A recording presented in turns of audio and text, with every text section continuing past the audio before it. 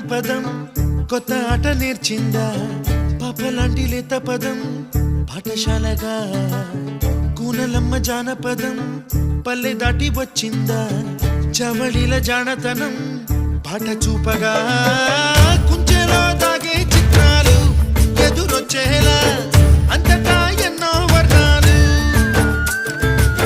మంచులో దాగే చైత్రాలు బదులిచ్చేలా ఇంతలా ఏవో రాగాలు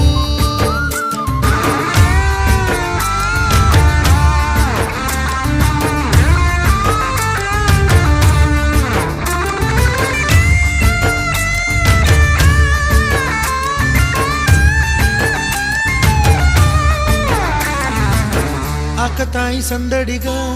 ఆగలేని తొందరగా సాగుతున్న